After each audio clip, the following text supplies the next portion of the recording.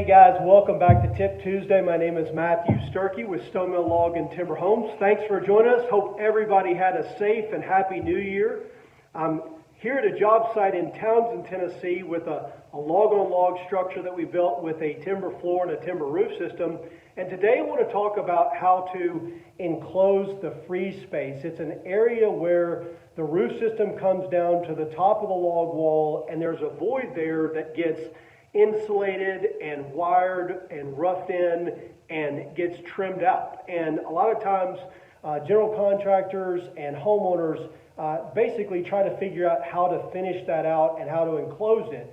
When we leave it, basically it's an open void so that you can rough in electrical wiring, so that you can block it in, so that you can flash it, so that you can insulate it and then close it in. So I want to talk a little bit about what it is. So it's a frieze space, spelled F-R-I-E-Z-E, not F-R-E-E-Z-E.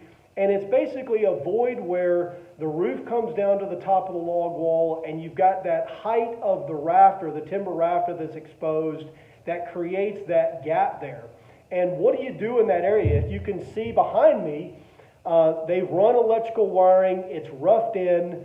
The contractor will come in on the outside and put blocking and then trim that out to close that off on the exterior. Then once it's closed off on the exterior, the applicator will come in and run caulking around the blocking and around the trim to close that off. That'll all get stained to match the log walls. And then on the inside, the rough end, the wiring, you'll run either spots or you'll run track lighting.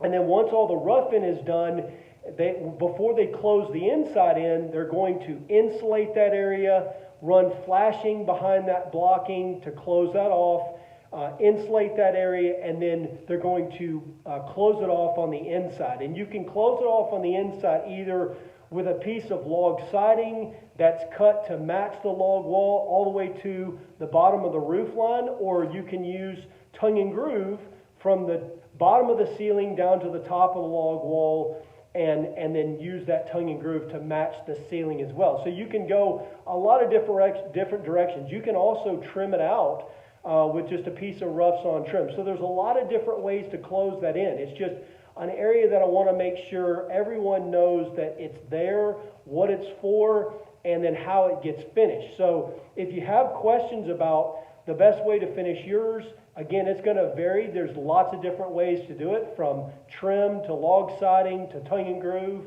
to rough sawn. So a lot of different ways that you can do it. So feel free to reach out to your sales consultant or your project manager to talk about the way you want to finish that out, and we will provide assistance for you along the way for that. So hopefully this has been helpful.